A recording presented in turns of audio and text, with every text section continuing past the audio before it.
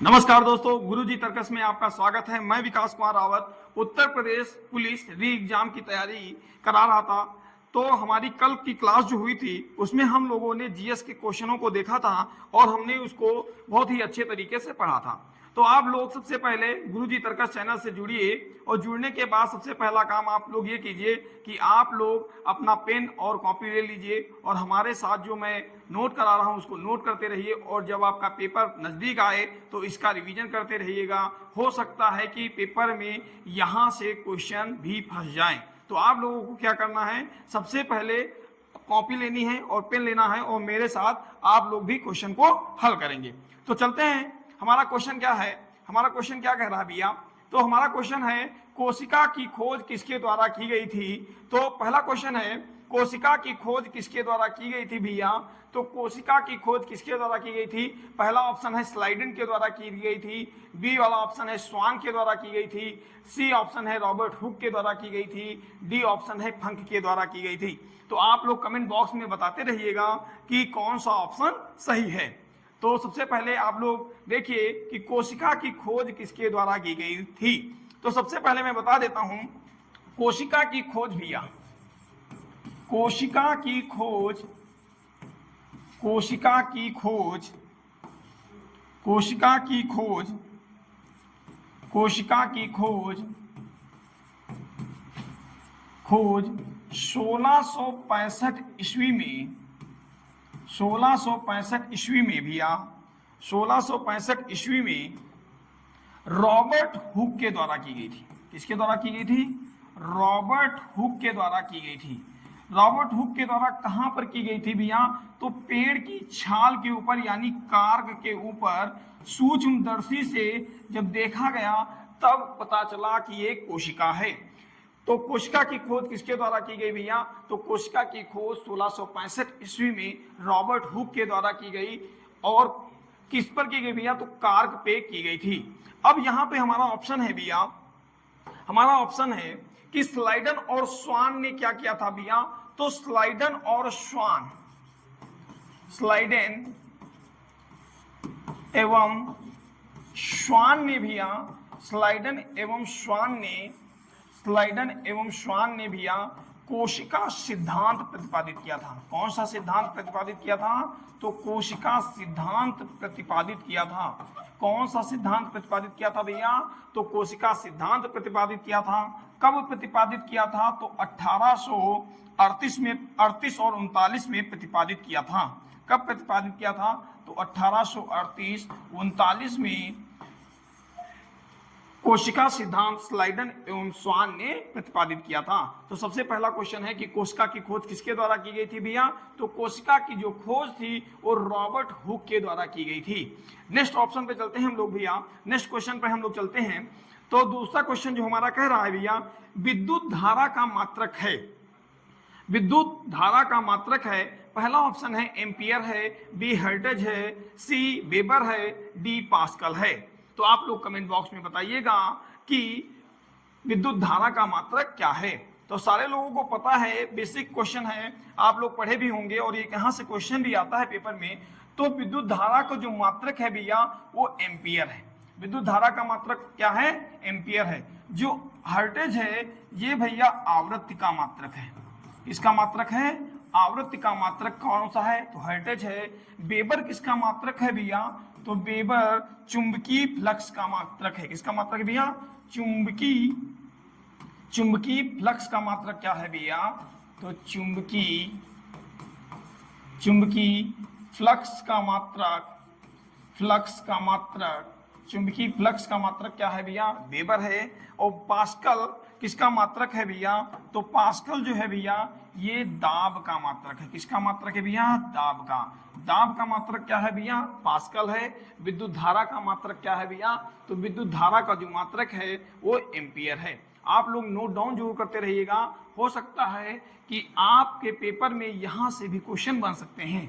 ठीक है, आप अपना प्यार हमको देते रहिएगा, बरसाते रहिएगा, हमारी क्लास को शेयर करते जरूर रहिएगा। ठीक है, ये करंट का क्वेश्चन है, आप लोग पढ़िए और उसको ध्यानपूर्वक हल करने की कोशिश कीजिए भैया।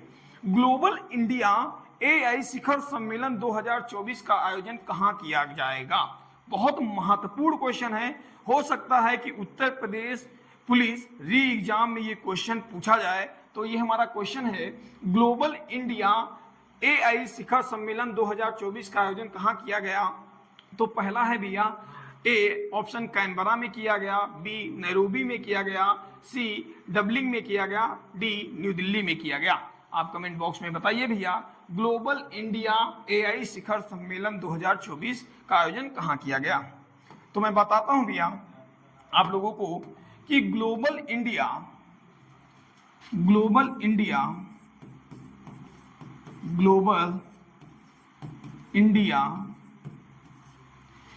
AI शिखर सम्मेलन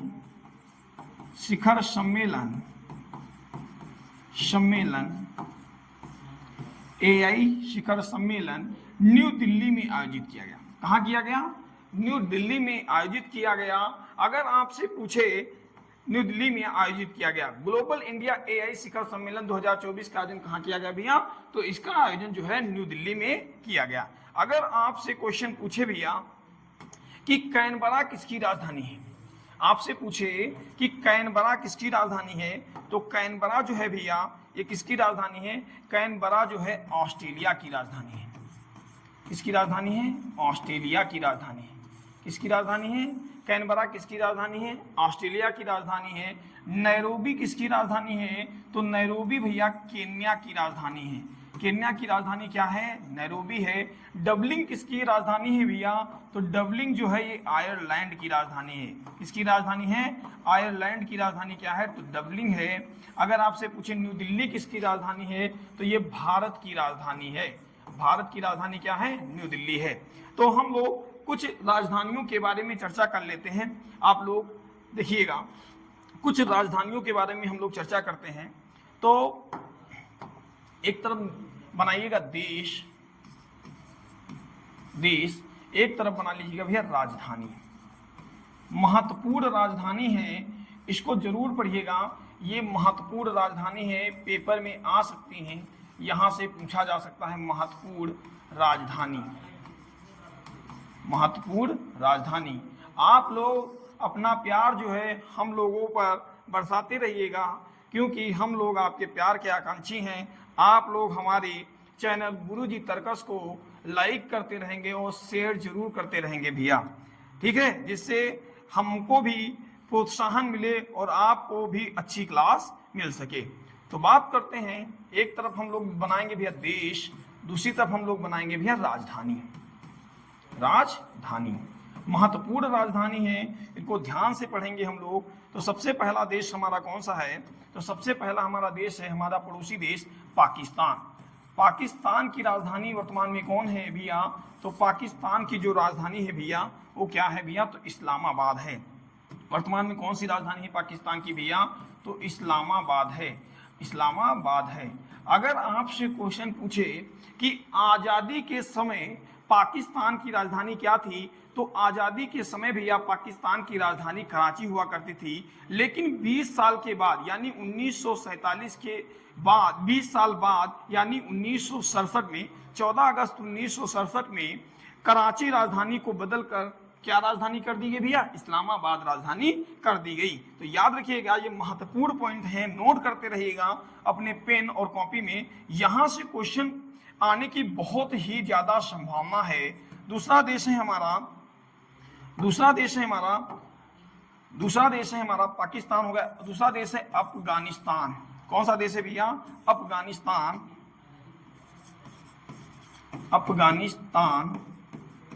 और अफगानिस्तान की राजधानी क्या है भैया? तो सारे लोगों को पता होगी कि अफगानिस्तान की राजधानी क्या है। तो अफगानिस्तान की राजधानी है भैया काबुल। अफगानिस्तान की राजधानी क्या है? काबुल है। अगर आपसे इसी तरीके से पूछे अफगानिस्तान की राजधानी क्या है? काबुल। अगर आपसे पूछ ले कि नेपाल की राजधानी क्या है, तो नेपाल देश की जो राजधानी है वो क्या है भैया? तो नेपाल देश की राजधानी क्या है? तो काठमांडू है। क्या है भैया? काठमांडू है। क्या है? काठमांडू है। अगर आपसे पूछ ले कि बांग्लादेश की राजधानी क्या है भैया? बांग्लादेश बांग्लादेश की राजधानी क्या है भैया? बांग्लादेश की राजधानी, तो बांग्लादेश की राजधानी क्या है भैया? ढाका है। ये महत्वपूर्ण राजधानी है। बांग्लादेश की राजधानी क्या है? ढाका है। अगर आपसे पूछ ले कि चीन की राजधानी क्या है भैया, तो चीन की राजधानी भैया बीजिंग है। क्या है भैया? चीन की राजधानी क्या है? बीजिंग है। बीजिंग है। चीन की राजधानी क्या है भैया? बीजिंग है। अगर आपसे पूछ ले श्रीलंका की राजधानी भैया क्या है? श्रीलंका की राजधानी क्या है? तो श्रीलंका की राजधानी श्री लगा है, तो एक खिलाड़ी हुआ करता था श्रीलंका का, महिला जयवर्धने। याद करने का तरीका बता रहा हूं। एक खिलाड़ी हुआ करता था 2011 वर्ल्ड कप आप लोगों ने देखा होगा, तो उसमें कप्तान था महिला जयवर्धने। उसी के नाम से मिलता जुलता है श्रीलंका की राजधानी। श्रीलंका की राजधानी पहले कोलंबो हुआ करती थी, वर्तमान में क्या राजधानी है? तो श्री जयवर्धनेपुरम कुट्टे है। श्री जयवर्धने कुट्टे, ये किसकी राजधानी है भैया? तो श्रीलंका की राजधानी क्या है? श्री जयवर्धने कुट्टे। ये किसकी राजधानी है भैया? श्रीलंका की राजधानी है। नेक्स्ट बात करते हैं हम लोग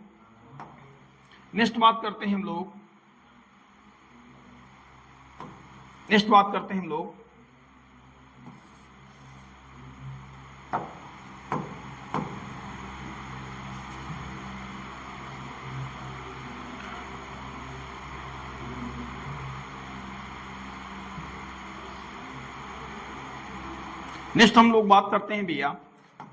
इसके बाद अगर आपसे पूछ ले भैया, राजधानी हम लोग तैयार कर रहे हैं, तो कुछ राजधानियां हम ऐसी पढ़ लेते हैं जो पेपर में बहुत ही महत्वपूर्ण हैं।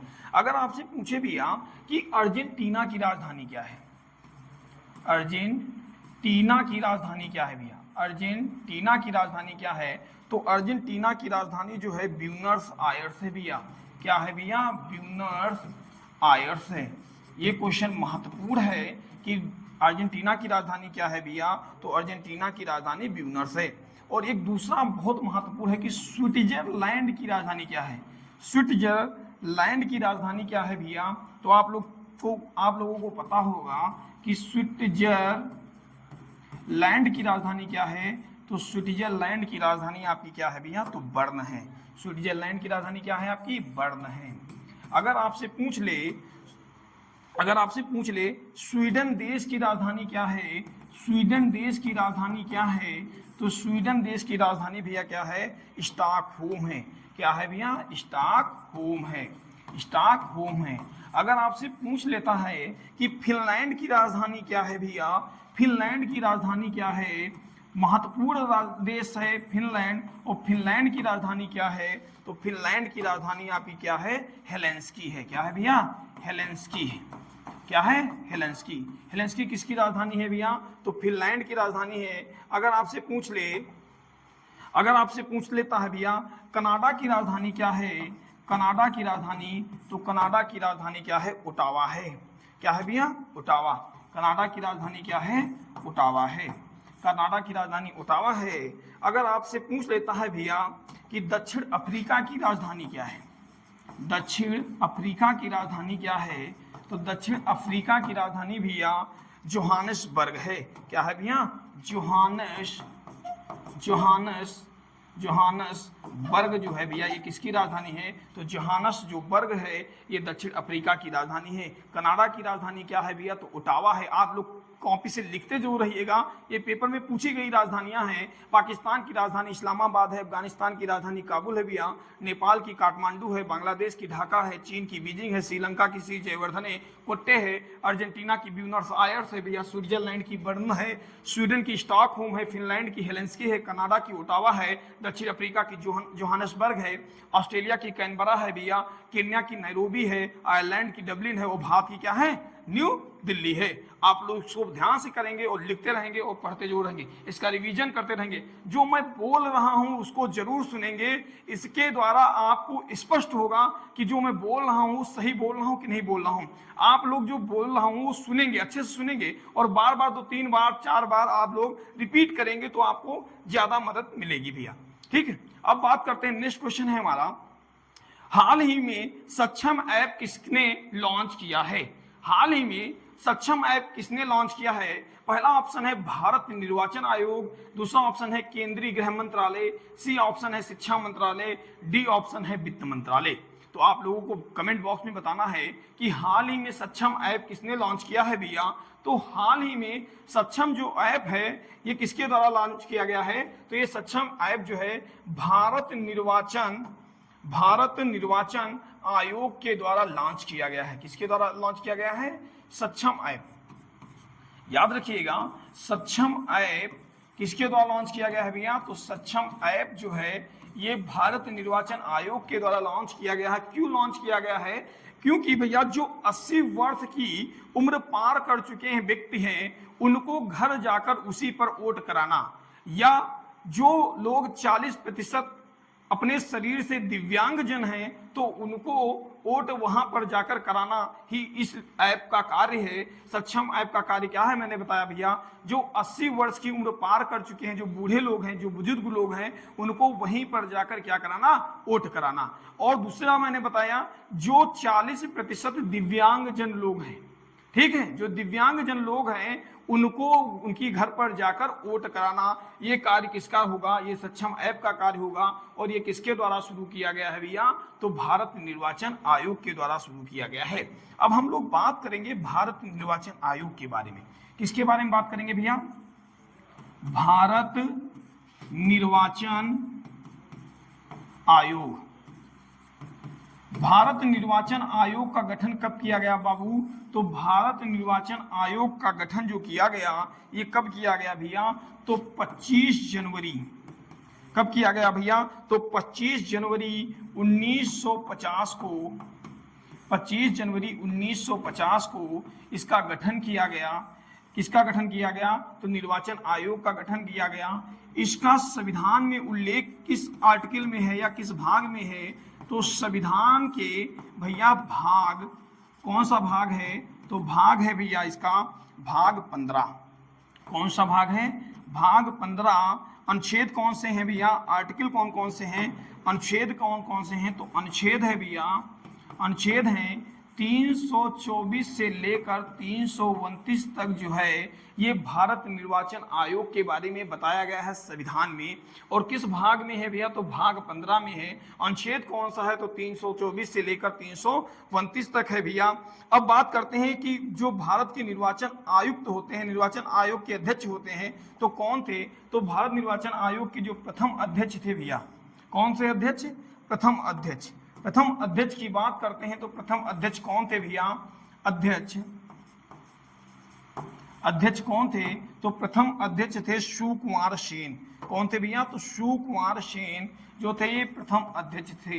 शिवकुमार सेन, ये शिवकुमार सेन कौन थे? तो भारत निर्वाचन आयोग के प्रथम अध्यक्ष थे, फर्स्ट अध्यक्ष थे। अगर आपसे पूछे कि वर्तमान में कौन है भैया, तो वर्तमान की बात करें तो वर्तमान में भैया कौन है? तो राजीव कुमार जी हैं। कौन है भैया?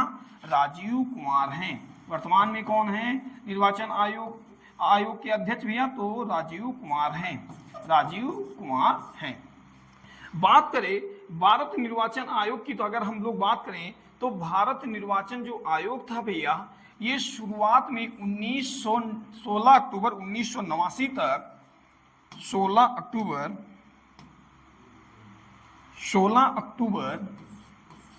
1989 तक यह भैया एक सदस्यीय था। एक सदस्यीय था। कैसा था भैया? एक सदस्यीय था। इसके बाद 1989 में ही एक संविधान संशोधन हुआ। मैं बात कर रहा हूं, इसको ध्यान से पढ़िएगा, ये पेपर में पूछा जा सकता है। 1989 में एक संविधान संशोधन होता है। कौन सा संविधान संशोधन होता है? तो 61वां संविधान संशोधन। कौन सा संविधान संशोधन? 61वां संविधान संशोधन। 61वां संविधान संशोधन। 61वां संविधान संशोधन 1989 में भैया क्या किया गया? 1989 में मतदाता की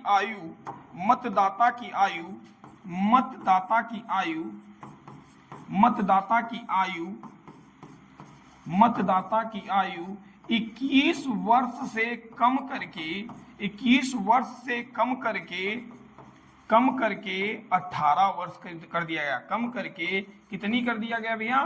तो 18 वर्ष कर दिया गया। क्यों कर दिया गया? 18 वर्ष कर दिया गया। कौन सा संविधान संशोधन भैया? तो 61वां संविधान संशोधन 1989 के तहत क्या किया गया? मतदाता की जो आयु थी 21 वर्ष से घटाकर कितनी कर दी गई भैया? 18 वर्ष कर दी गई। जब 18 वर्ष कर दी गई मतदाता की आयु, तब अचानक क्या हुआ कि भारत निर्वाचन आयोग पर क्या पड़ गया? बोझ एक तरीके का आ गया, मतदाता के लिए एक चुनौती आ गई। तो इसको बढ़ाकर क्या कर दिया गया भैया? एक सदस्यीय 1989 से इसे क्या कर दिया गया? बदलकर 2 सदस्यीय कर दिया गया। 1989 के बाद इसे बदलकर कितना सदस्यीय कर दिया गया भैया? 2 सदस्यीय कर दिया गया। कितने सदस्यीय कर दिया गया? 2 सदस्यीय कर दिया गया। लेकिन इसके बाद 1990 में, कब भैया?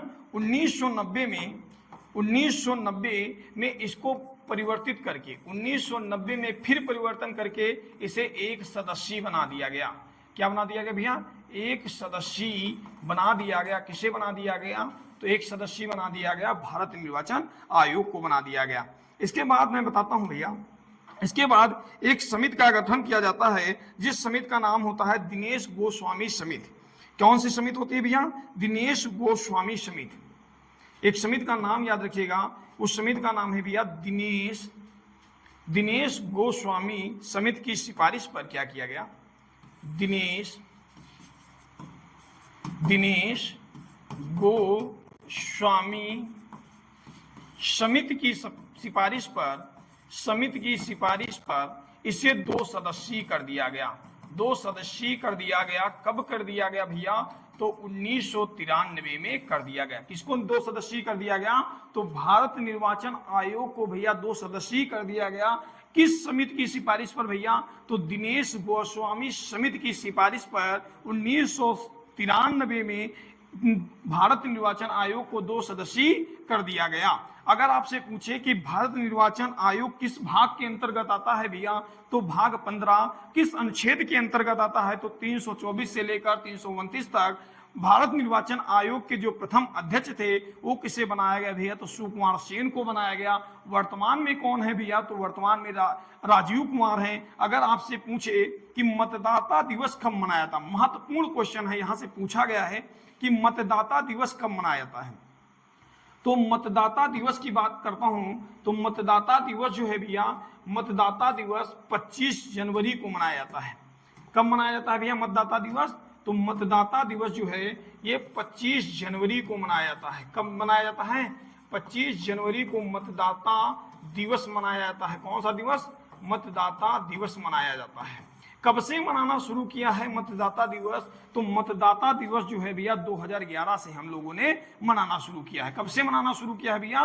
तो 2011 से हम लोगों ने मतदाता दिवस मनाना शुरू किया है। अब हम बात करते हैं, ये क्वेश्चन था हाल ही में सक्षम ऐप किसके द्वारा शुरू किया गया, लॉन्च किया गया? तो सक्षम ऐप जो था ये भारत निर्वाचन आयोग के द्वारा लॉन्च किया गया। 61वां संविधान संशोधन 1989 के तहत भैया क्या किया गया था? तो मतदाता की आयु 21 वर्ष से कम करके कितनी कर दी गई? 18 वर्ष कर दी गई। अब हम लोग बात करते हैं, नेक्स्ट क्वेश्चन है हमारा, बहुत महत्वपूर्ण क्वेश्चन है, ध्यान से पढ़िएगा। विश्व बाघ दिवस कब मनाया जाता है? विश्व बाघ दिवस कब मनाया जाता है? तो हमारा पहला ऑप्शन है विश्व बाघ दिवस कब मनाया जाता है भैया? तो विश्व बाघ दिवस कब मनाया जाता है? पहला ऑप्शन है 4 जनवरी को मनाया जाता है। बी ऑप्शन है 12 जनवरी को मनाया जाता है। सी 20 फरवरी को मनाया जाता है। डी 29 जुलाई को मनाया जाता है। तो बात करते हैं कि जो बाघ दिवस है हमारा भैया ये कब मनाया जाता है? तो बाघ दिवस ये जो है 29 जुलाई को मनाया जाता है। कब मनाया जाता भैया? 29 जुलाई को मनाया जाता है। कब मनाया जाता है? 29 जुलाई को मनाया जाता है। लेकिन बात कर लेते हैं सबसे पहले कि 4 जनवरी को क्या मनाया जाता है भैया? तो 4 जनवरी को भैया ब्रेल लीप दिवस मनाया जाता है। कौन सा दिवस मनाया जाता है भैया? ब्रेल लीप दिवस मनाया जाता है। जो अंधे व्यक्ति होते हैं उनको देखने के लिए एक चार्ट बनाया गया, उभार कर बनाया गया, उसे ही ब्रेल लीप कहा गया। तो ब्रेल लीप दिवस कब मनाया जाता है भैया? तो 4 जनवरी को मनाया जाता है। 12 जनवरी को क्या मनाया जाता है भैया? तो 12 जनवरी को राष्ट्रीय युवा दिवस मनाया जाता है। राष्ट्रीय युवा दिवस मनाया जाता है। कौन सा दिवस मनाया जाता है? राष्ट्रीय युवा दिवस मनाया जाता है। और राष्ट्रीय युवा दिवस किसकी याद में मनाया जाता है? किसका जन्मदिन हुआ था? तो राष्ट्रीय युवा दिवस जो है स्वामी विवेकानंद के जन्म दिवस के अवसर पर मनाया जाता है। दूसरा है 20 फरवरी को क्या मनाया जाता है भैया? तो 20 फरवरी को सामाजिक न्याय दिवस मनाया जाता है। क्या मनाया जाता है भैया? तो 20 फरवरी को सामाजिक न्याय दिवस मनाया जाता है। क्या मनाया जाता है भैया? सामाजिक न्याय दिवस। अगर आपसे पूछे कि सामाजिक न्याय दिवस कब मनाया जाता है भैया, तो सामाजिक न्याय दिवस जो है ये आपका 20 फरवरी को मनाया जाता है। अगर आपसे यहीं पर पूछ ले कि भैया विज्ञान दिवस कब मनाया जाता है, विज्ञान दिवस कब मनाया जाता है, तो विज्ञान दिवस जो है भैया ये मनाया जाता है आपका, विज्ञान दिवस ये मनाया जाता है आपका 28 फरवरी को मनाया जाता है। कब मनाया जाता है? 28 फरवरी को मनाया जाता है। अगर आपसे यहीं पर क्वेश्चन पूछ ले भैया कि आर्द्र भूमि दिवस कब मनाया जाता है, आर्द्र भूमि दिवस कब मनाया जाता है, तो आर्द्र भूमि दिवस जो है ये कब मनाया जाता है?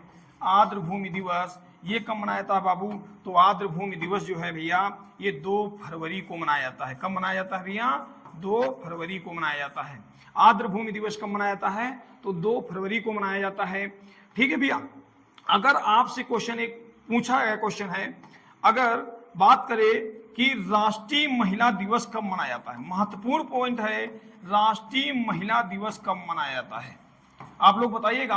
अंतरराष्ट्रीय महिला दिवस आप लोगों को पता होगा, लेकिन बात कर रहे हैं राष्ट्रीय महिला दिवस। तो राष्ट्रीय महिला दिवस कब मनाया जाता है? तो आप लोगों को याद होगा कि जो फरवरी होता है ये दिवसों का महीना कहा जाता है, दिवसों का महीना कहा जाता है। और आप लोग जान ही रहे होंगे कि दिवसों का महीना क्यों कहा जाता है। बहुत सारे लोग दिवस मनाते हैं ना, लेकिन हम उन लोगों में से नहीं है जो वो दिवस मनाते हैं। हम लोगों को ये दिवस याद रखना है कि ये जो दिवस हैं ये हमारे पेपर में आएंगे, वो काम आएंगे। ठीक है भैया। बहुत से दिवस हैं जैसे रोड डे ये सब मनाए जाते हैं ना, तो ये नहीं मनाना है। हम लोगों को क्या मनाना है? तो हम लोगों को ये मनाना है। तो राष्ट्रीय महिला दिवस कब मनाया जाता है भैया? तो राष्ट्रीय महिला दिवस जो है ये आपका 13 फरवरी को मनाया जाता है। कब मनाया जाता है भैया? 13 फरवरी को मनाया जाता है। कब मनाया था? 13 फरवरी। 13 फरवरी को क्यों मनाया जाता है? तो सरोजिनी नायडू के जन्म दिवस के अवसर पर राष्ट्रीय महिला दिवस मनाया जाता है। अंतरराष्ट्रीय महिला दिवस कब मनाया जाता है भैया? तो अंतरराष्ट्रीय महिला दिवस जो है 8 मार्च को मनाया जाता है। याद रखिएगा। विश्व गौरैया दिवस कब मनाया जाता है? तो विश्व गौरैया दिवस जो है 20 मार्च को मनाया जाता है। जो मैं बोल रहा हूं उसको आप लिखते रहेंगे, ये पेपर में जरूर क्वेश्चन यहां से बनता है, हो सकता है यहां से एक क्वेश्चन आए भैया। ठीक है। अब बात करते हैं भैया कि विश्व बाघ दिवस कब मनाया जाता है। तो विश्व बाघ दिवस जो है 29 जुलाई को मनाया जाता है। अब थोड़ा हम जानकारी कर लेते हैं या ले लेते हैं बाघों के बारे में। ठीक है भैया, कुछ हैं। अब बात करते हैं 29 जुलाई को क्या मनाया जाता है। तो 29 जुलाई को मनाया जाता है भैया बाघ दिवस। क्या मनाया जाता है भैया? 29 जुलाई को क्या मनाया जा रहा है? 29 जुलाई को क्या मनाया जा रहा है? 29 जुलाई को बाघ दिवस मनाया जा रहा है। कौन सा दिवस मनाया जा रहा है? बाघ दिवस मनाया जा रहा है। अगर आपसे पूछे कि बाघ दिवस मनाया जा रहा है, अगर आपसे यही क्वेश्चन पूछ ले, वन्यजीव अधिनियम कब आया भैया? तो वन्यजीव अधिनियम जो था ये कब आया? तो वन्यजीव अधिनियम इंदिरा गांधी की सरकार में 1972 में लाया गया। कब लाया गया भैया? 1972 में वन्यजीव अधिनियम लाया गया। अगर आपसे पूछ ले कि प्रोजेक्ट टाइगर कब लाया गया, प्रोजेक्ट टाइगर कब शुरू किया गया, यानी प्रोजेक्ट टाइगर कब शुरू किया गया भैया? तो प्रोजेक्ट टाइगर जो है ये आपका शुरू किया गया 1 अप्रैल 1973 को। ये क्या शुरू किया गया भैया? 1 अप्रैल 1973 को प्रोजेक्ट टाइगर शुरू किया गया। क्या शुरू किया गया? 1973 को प्रोजेक्ट टाइगर शुरू किया गया। ठीक है भैया। इसके बाद बात करते हैं हम लोग, प्रोजेक्ट टाइगर शुरू किया गया। इसके बाद हम लोग बात करते हैं कि वर्तमान में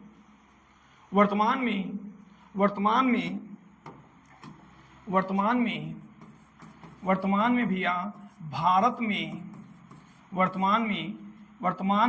में 54 टाइगर रिजर्व क्षेत्र हैं। कितने टाइगर रिजर्व क्षेत्र हैं भैया? तो 54 टाइगर रिजर्व क्षेत्र हैं। कहाँ पे? तो टाइगर रिजर्व क्षेत्र कहाँ पे है? 54। तो ये भारत में है। अगर आपसे पूछ ले कि सबसे बड़ा टाइगर रिजर्व क्षेत्र कौन सा है, सबसे बड़ा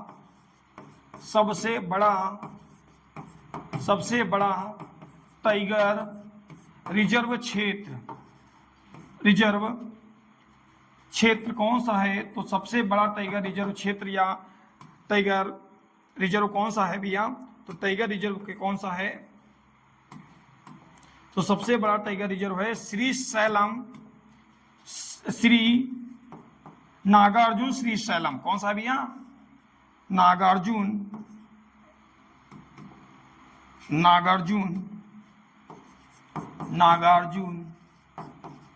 श्रीशैलम टाइगर रिजर्व, ये जो है ये सबसे बड़ा टाइगर रिजर्व है। ये कहाँ स्थित है भैया? तो आंध्र प्रदेश में स्थित है।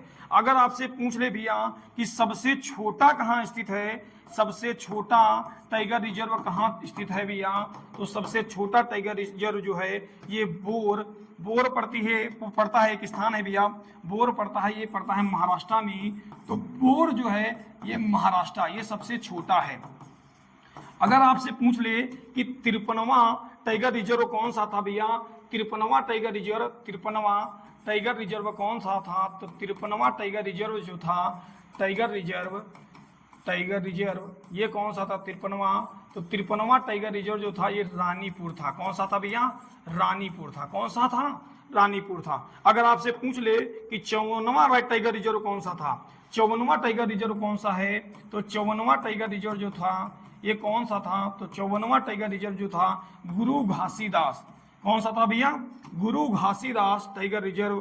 कौन सा भैया? आप लोग बोलते रहिएगा, कमेंट बॉक्स में करते रहिएगा।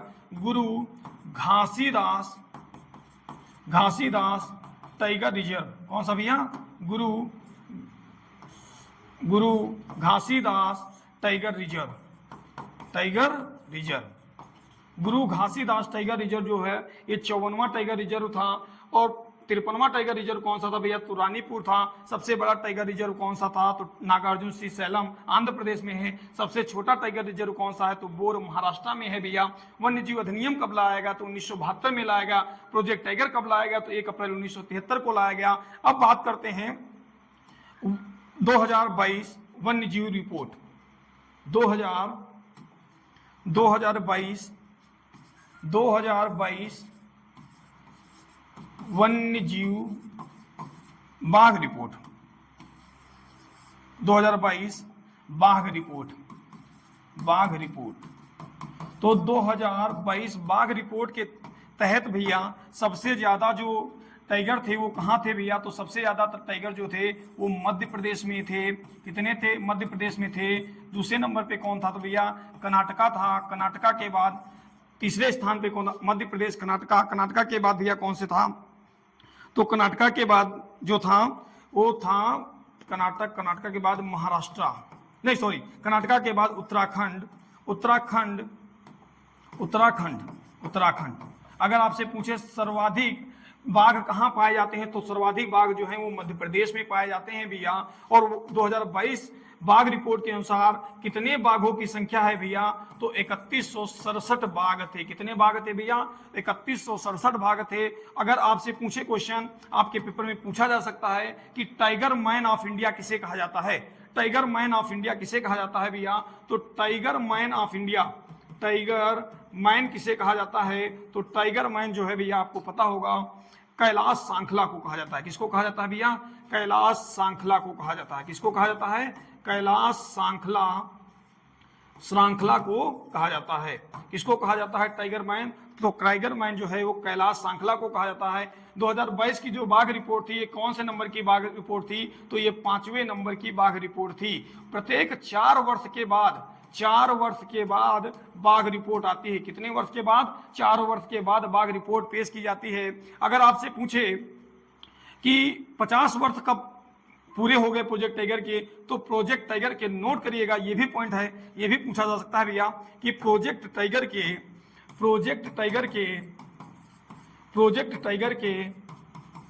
50 वर्ष 2023 में पूरे हो गए। कितने कब पूरे हो गए भैया? 2023 में 50 वर्ष पूरे हो गए, 50 वर्ष पूरे हो गए प्रोजेक्ट तय करके। तो आशा करता हूं कि जो मैंने बताया है वो आपको समझ में भी आ रहा होगा, आप नोट कर रहे होंगे और आप आगे जो हमारे क्वेश्चन आ रहे होंगे उसको भी ध्यानपूर्वक देखेंगे और उसके आंसर भी देते रहेंगे भैया। यहां से क्वेश्चन आने की बहुत ज्यादा संभावना है। आप लोग पढ़ते रहिएगा, नोट जरूर करते रहिएगा, मैं जो बोल रहा हूं उसको जरूर नोट करिएगा, यहां से क्वेश्चन जरूर आएगा भैया, ठीक है। बात करते हैं उत्तर प्रदेश का राजकीय पुष्प क्या है, तो पहला ऑप्शन है ब्रह्म कमल है, बी पलाश है, सी दोनों है, इनमें से कोई नहीं है। बहुत महत्वपूर्ण क्वेश्चन है, पेपर के अकॉर्डिंग देखा जाए तो, उत्तर प्रदेश पुलिस के अकॉर्डिंग अगर देखा जाए तो बहुत महत्वपूर्ण प्रश्न है, ठीक है। तो उत्तर प्रदेश का राजकीय पुष्प क्या है? तो उत्तर प्रदेश का जो राजकीय पुष्प है सारे लोगों को पता है कि पलाश है। कौन सा है भैया? पलाश, जिसको हम किस नाम से जानते हैं? तो हम जिसको टेसू के नाम से भी जानते हैं, टेसू के नाम से जानते हैं, और हमारे गांव में जो है छिपला के नाम से इसको जानते हैं। किसके नाम से जानते हैं भैया? छिपला के नाम से गांव में जानते हैं। और उत्तर प्रदेश का ये राजकीय पुष्प है पलाश। इसको कब राजकीय पुष्प बनाया गया भैया? तो राजकीय पुष्प कब बनाया गया भैया? तो राजकीय पुष्प इसको 2011 में बनाया गया। कब बनाया गया भैया? तो 2011 में पलाश को राजकीय पुष्प बनाया गया। अगर आपसे पूछे ब्रह्म कमल किसका है, तो ब्रह्म कमल कहाँ का है भैया? तो 2011 से पहले उत्तर प्रदेश का जो राजकीय पुष्प था वो ब्रह्म कमल हुआ करता था। वर्तमान में ये कहाँ का है भैया? तो वर्तमान में ये उत्तराखंड का है। किसका है भैया? उत्तराखंड का जो ब्रह्म कमल है ये राजकीय पुष्प है, राजकीय पुष्प है। अगर यहीं पर आपसे क्वेश्चन पूछे कि राजकीय पशु क्या है, तो राजकीय पशु आप लोगों को पता है कि बारहसिंगा है। अगर आपसे पूछे राजकीय वृक्ष क्या है, तो अशोक का पेड़ है। अगर आपसे पूछे राजकीय मछली क्या है, तो चीतला या चीतल है भैया। अगर आपसे पूछे राजकीय चिन्ह क्या है, तो एक तीर, एक व्रत, एक तीर धनुष, और उसमें 2 नदियां भैया जो है ये हमारा निशान है। अगर आपसे बात करें कि हमारा फल कौन सा है राजकीय, तो हमारा फल जो है आम है। अगर आपसे पूछे कि राजकीय मिठाई क्या है, तो राजकीय मिठाई जो है वो जलेबी है। आप लोग इसको भी ध्यानपूर्वक सुनेंगे और इसको भी नोट कर लेंगे। अब बात करते हैं नेक्स्ट क्वेश्चन। जो नेक्स्ट क्वेश्चन है हमारा, नेक्स्ट क्वेश्चन है गंगा नदी उत्तर प्रदेश के किस जिले में प्रवेश करती है? मोस्ट इंपॉर्टेंट क्वेश्चन है ये। पेपर में इसकी संभावना 99% है कि ये क्वेश्चन आपके पेपर में छपेगा। आप लोग नोट करिएगा कि गंगा नदी उत्तर प्रदेश के किस जिले में प्रवेश करती है। पहला ऑप्शन है बलिया, बी बिजनौर, सी सहारनपुर, डी इनमें से कोई नहीं। तो आप लोग बताइए कि उत्तर प्रदेश में गंगा किस जिले से प्रवेश करती है? तो उत्तर प्रदेश में गंगा जो है ये बिजनौर जिले से प्रवेश करती है। किस जिले से प्रवेश करती है भैया? तो सारे लोगों को पता है कि किस जिले में प्रवेश करती है भैया? तो गंगा जो है बाबू ये बिजनौर में प्रवेश करती है। कहाँ पर प्रवेश करती है? बिजनौर में प्रवेश करती है। और बाहर किस जिले से निकलती है? बिजनौर जिले में प्रवेश करती है। बाहर किस जिले से निकलती है? तो सारे लोगों को पता होगा, मुझे बताने की भी जरूरत नहीं है। आप लोग कमेंट कर दीजिएगा कि ये कहाँ से निकलती है। वे बलिया से निकलती है। कहाँ से निकलती है? बलिया से निकलती है। कहाँ से निकल जाती है बाहर? बलिया से। ये कहाँ प्रवेश कर जाती है? ये प्रवेश कर जाती है आपकी बिहार में प्रवेश कर जाती है। कहाँ प्रवेश कर जाती है? बलिया जिले से ये निकलकर कहाँ प्रवेश कर जाती है? बिहार में प्रवेश कर जाती है। तो गंगा नदी उत्तर प्रदेश के किस जिले में प्रवेश करती है? तो गंगा नदी जो है ये बिजनौर में प्रवेश करती है। याद रखिएगा, बहुत महत्वपूर्ण क्वेश्चन है। अगर आपसे क्वेश्चन पूछे कि गंगा नदी की लंबाई कितनी है, गंगा नदी कहाँ से निकलती है भैया? तो गंगा जो नदी है, गंगा नदी गंगोत्री हिमनद से निकलती है। किससे निकलती है भैया? गंगोत्री हिमनद से निकलती है। किस हिमनद से निकलती है? गंगोत्री हिमनद से निकलती है। और इसकी कुल लंबाई कितनी है भैया? तो कुल लंबाई जो है गंगा की कितनी है भैया? तो कुल लंबाई है 2525 किलोमीटर। इसको भी याद रखिएगा कि कुल कितनी लंबाई है भैया? तो 2525 किलोमीटर है। गंगा जो है ये भारत की सबसे पवित्र नदी मानी जाती है। और गंगा नदी में एक क्वेश्चन ये भी पूछ रहा था कि गंगा नदी में कीड़े क्यों नहीं पड़ते हैं। तो आप लोग कमेंट बॉक्स में जरूर बताइएगा कि गंगा नदी में कीड़े क्यों नहीं पड़ते। ठीक है, तो ये क्वेश्चन है आपके लिए, होमवर्क है घर के लिए कि गंगा नदी में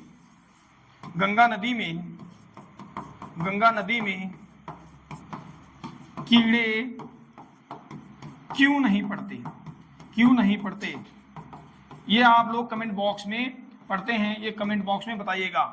आप लोगों को ये क्लास कैसी लगी आप लोग कमेंट करिएगा और बहुत सारा प्यार दीजिएगा। जितना हो सके तो इस क्लास को शेयर करिएगा, लाइक करिएगा, और हो सके तो आप अपने आस पड़ोस के जो बच्चे यूपीपी की तैयारी कर रहे हैं उन तक ये बात पहुंचाइए कि गुरुजी तरकस लगातार आपके लिए क्लासें ला रहा है, अच्छी मेहनत कर रहे हैं लोग। आप लोग देखते रहे होंगे कि लगातार मैथ की क्लास दी जा रही है और हमारे सर जो हिंदी वाले सर हैं उनकी भी क्लास आप लोगों को मिलना शुरू हो गई है।